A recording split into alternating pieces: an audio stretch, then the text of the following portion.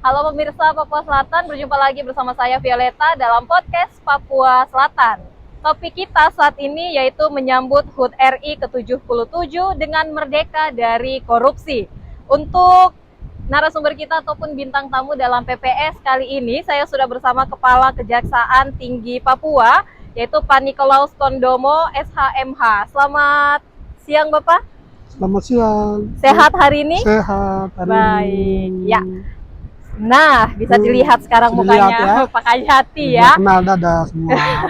Terima kasih banyak Pak sudah kembali hadir ke podcast kita ya. Untuk saat ini spesial nih, kita podcast di luar ruangan ya Pak. Ya. Nah ini kebetulan kita saat ini podcastnya disiarkan langsung dari pantai milik di wilayah milik Pak Untung Sangaji ya. Nah kita berbicara dengan topik kita Pak Kajati ya, menyambut HUT RI ke-77 dengan merdeka dari korupsi. Kalau kita bicara korupsi, tindak pidana korupsi di Indonesia saat ini perkembangannya nih terus meningkat ya. Dan juga dari tahun ke tahun tindak pidana korupsi ini telah menjadi suatu kejahatan yang luar biasa Pak. Sepertinya semua orang ini jadi tertarik untuk melakukan tindak pidana korupsi.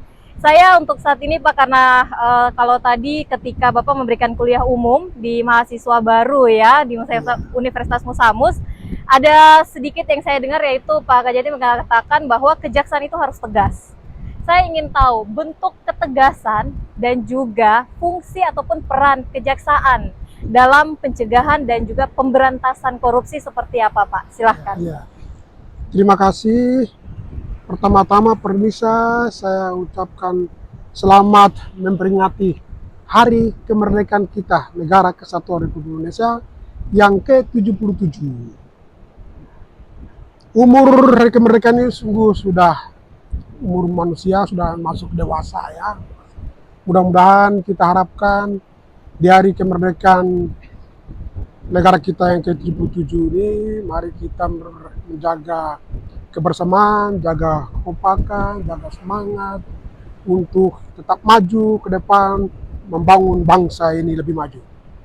Terkait dengan tadi, memang peran kejaksaan sungguh sangat penting ya dalam nomor satu dalam pemberantasan tindak pidana korupsi. Ya, kita salah satu tugas dan tanggung jawab kita memiliki kewenangan di situ. Selama ini memang dalam penanganan perkara korupsi setiap tahun pasti ada yang tadi Ibu mengatakan tidak pernah satu tahun tidak ada ya Pak? Pasti ada. Baik. Ini kenapa sih memang kok bisa setiap tahun itu kok ada perkara tindak pidana korupsi? Pertama mungkin karena moral kita paling mendasar ada moral kita harus perbaiki moral kita. Yang pertama takut pada Tuhan lah, yang penting takut pada Tuhan. Kedua, kita harus bekerja dengan hati-hati, taati aturan yang telah ada. Kalau itu kita laksanakan dengan baik, saya kira tidak ada korupsi di negara kita ini. Itu. Baik, jadi yang pertama memang secara moral ya Pak ya, ini biasanya karena moral yang bobrok ya, sehingga mungkin melihat kesempatan dan memberikan ataupun mengadakan sendiri kesempatan untuk melakukan korupsi ya Pak. Tetapi membicarakan tentang korupsi saat ini menimbulkan bahaya untuk masyarakat secara luas ya Pak, karena bicara korupsi ini sudah masuk ke semua tempat Pak, baik itu kesehatan ataupun itu di sandang pangan, semuanya dikorupsi. Al-Quran saja dikorupsi ya Pak, ada kasus ya. Nah, dan juga terkait yang mata kuliah yang tadi Pak Kajati bawakan ya ketika di Musamus ini tentang restoratif justice. Ada pertanyaan yang menarik dari mahasiswa ya Pak, bagaimana juga dengan kasus korupsi? Karena kalau restoratif justice salah satu yang ini karena kemampuan untuk saling memaafkan dan juga mengembalikan kerugian ya Pak dari korban.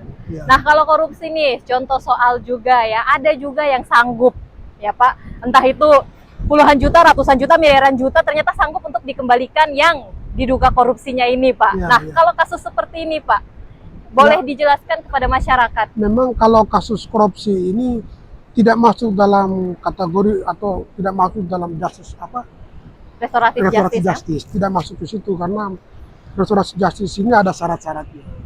Itu perkara yang ringan, misalnya kerugian negara, kerugiannya 2,5 juta ke bawah, tidak lebih dari itu. Ancaman hukumannya juga 5 tahun ke bawah, seperti itu. Jadi kalau korupsi ini kejahatan yang luar biasa, kejahatan yang luar biasa yang bisa merusak sendi-sendi ekonomi.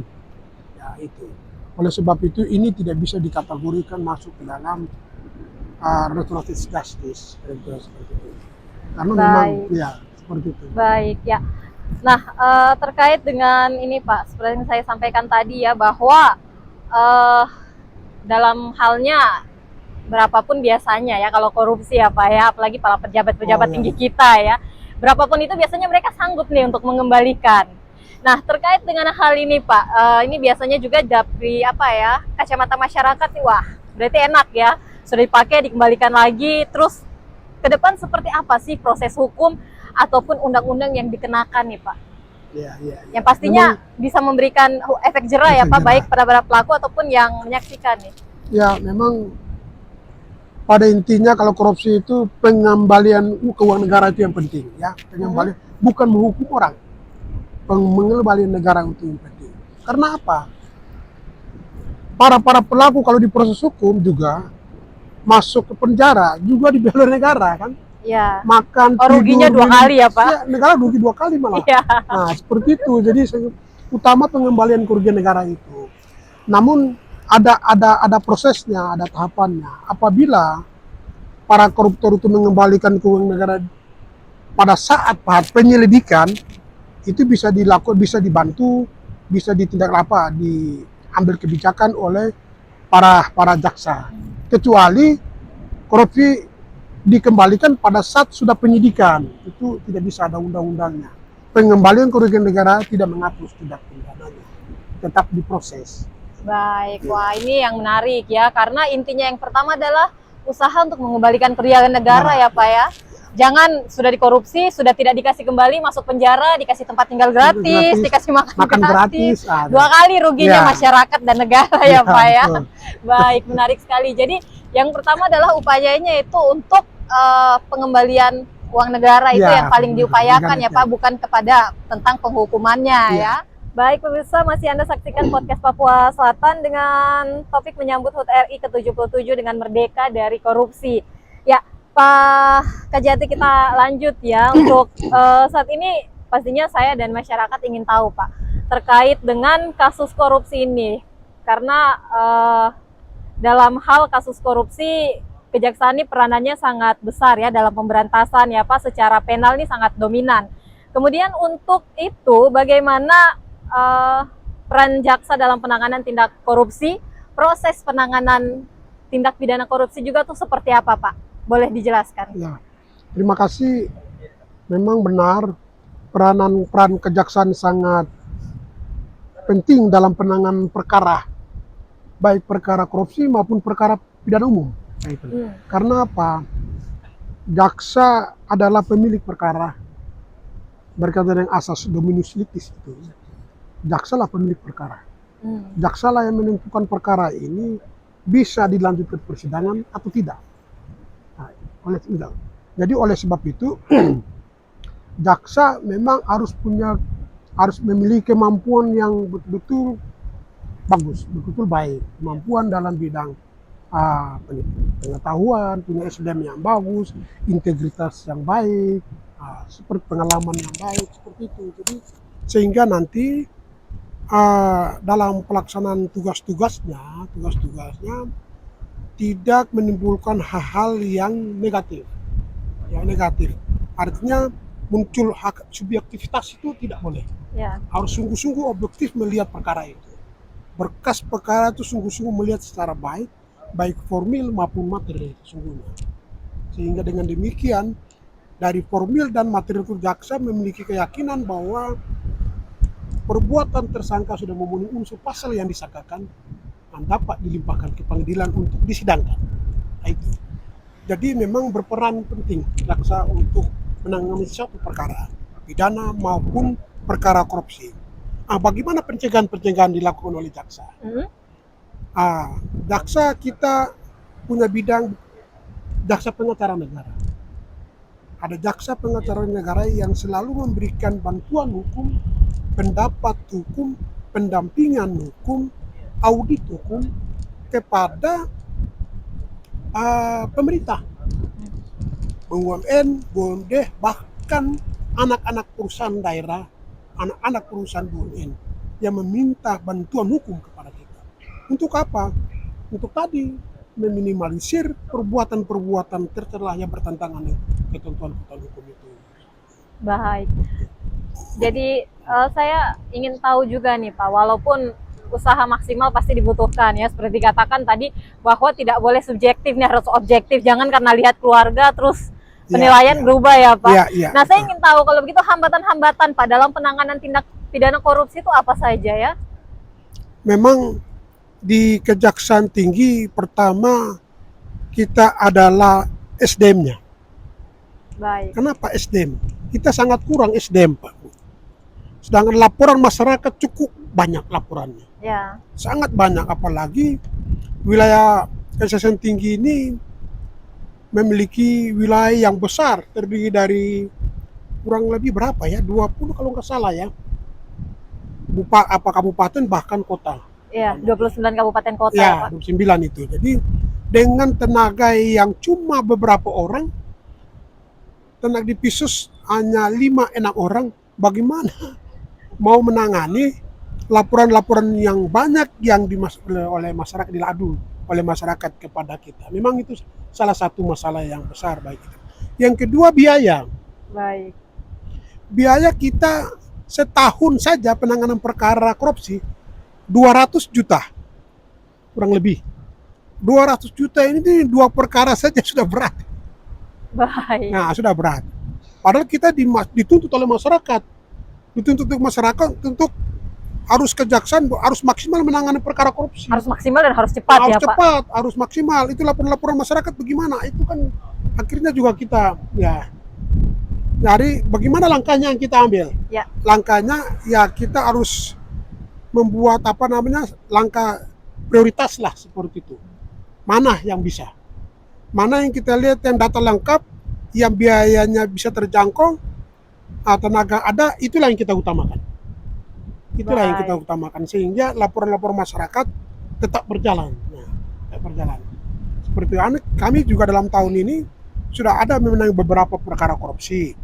Perkara korupsi yaitu Pegunungan Bintang ada kita tangani, sekarang tersangka sudah kita. Lanjut lagi ada beberapa lagi yang kemarin Bovendigul juga kemarin. Tapi dalam proses penyidikan mereka mengembalikan kerugian negara. Tapi dalam proses penyidikan, jadi belum bisa untuk kita hentikan karena sudah diproses penyidikan ya Pak. Baik, nah ini menarik ya, ini mungkin menjadi jawaban untuk masyarakat Pak, karena seringkali kan begitu ya. Wah ini kejaksaan kerjanya gimana nih, kami sudah melaporkan dari lama, kita tunggu tidak ada follow up nih. Tapi ya kenyataannya karena itu ya Pak, 1, SDM-nya memang kurang, 2, biayanya kurang. Apalagi kita kalau sesama Papua ini saja di kabupaten kota, kita seperti pergi ke provinsi lain ya Pak, biayanya mahal. Nah itu baru biaya mungkin pesawat terbang ya, belum biaya tinggal, biaya makan ketika melakukan proses penyidikan ya. Wah ini sepertinya pengetahuan baru untuk saya dan untuk masyarakat ya Pak ya. Alasan-alasan kenapa cukup lambat, boleh dikatakan lambat, itu kenyataan ya Pak. Karena memang ada faktor-faktor seperti itu, SDM, keuangan, ini faktor nyata yang berdampak ya. Baik, menarik sekali. Nah terakhir Pak Kajati, sebagai seorang pribadi, saya ingin dengar pribadi dari seorang Pak Nikolaus Kondomo, karena Pak Kajati merupakan anak asli Papua Selatan, anak Bovendigul ya Pak ya. Nah untuk itu sebagai pribadi Pak, sebagai anak Papua Selatan, untuk memberantas korupsi, mencegah korupsi di Papua Selatan, ketegasan dari seorang Pak Kajati seperti apa, ataupun seorang Pak Nikolaus Kondomo, silahkan Pak. Ya, saya saudara-saudara lihat bahwa selama ini saya turun ke Merauke ya. Ya. Karena apa? Saya punya tanggung jawab moral kepada wilayah Papua Selatan ini. Tanggung jawab moral dalam penanganan penegakan hukum, terutama perkara-perkara tindak pidana korupsi ini. Makanya saya selalu turun ke masyarakat, memberikan sosialisasi. Sosialisasi kepada masyarakat. Sudah beberapa kali saya lakukan ke Tanah Miring sana, terus beberapa di tempat sosialisasi kepada masyarakat supaya masyarakat paham bahwa korupsi itu tidak boleh dilakukan, tidak boleh dilakukan. Nah, itu pun selain itu pun juga saya juga memberitahu kepada masyarakat juga saudara-saudara kita yang ada di sini. Selain kita memberikan sosialisasi lewat media ini ya, ini sangat penting untuk nanti media juga menyampaikan, masyarakat menonton, melihat bahwa apa yang saya sampaikan kepada masyarakat ini sungguh-sungguh bermanfaat. Nanti kalau misalnya ada yang kita tangani perkara korupsi dari Papua Selatan misalnya, ya saya juga punya tanggung jawab, beban moral loh. Ya, sebagai anak Papua Selatan tuh beban moral kepada mereka. Tapi bagaimanapun demikian, kita harus sampaikan kepada masyarakat bahwa siapapun orangnya yang melakukan tindak pidana korupsi wajib diproses secara hukum. Siapapun orang. Baik, itu ketegasan seorang pribadi Panino Kondomo ya Pak ya. Baik, terima kasih banyak Pak untuk kesempatan bersama di saat ini ya Pak. Sukses terus pastinya, dan pastinya tetap memberikan sosialisasi dan juga himbauan yang baik untuk masyarakat ya Pak ya. Terima kasih banyak Pak, dan sekian untuk podcast Papua Selatan dengan topik menyambut HUT RI ke-77 dengan merdeka dari korupsi bersama narasumber kita Kepala Kejaksaan Tinggi Papua Nikolaus Kondomo SHMH. Dan untuk kali ini walaupun ini saat ini kita di Merauke ya, tapi spesial karena ada Pak Nikolaus, saya tutup dengan slogan dari Bapak Indigo lebih dahulu ya, Nup Bagen Ngup Bagenep. Seperti itu ucapannya Bapak? Benar? Baik. Dan juga Izakot BK Izakot Kai Ja Asamanam Abcamar Usubi Hokuda Takobayaman. Papua Selatan, selamat sore dan sampai jumpa.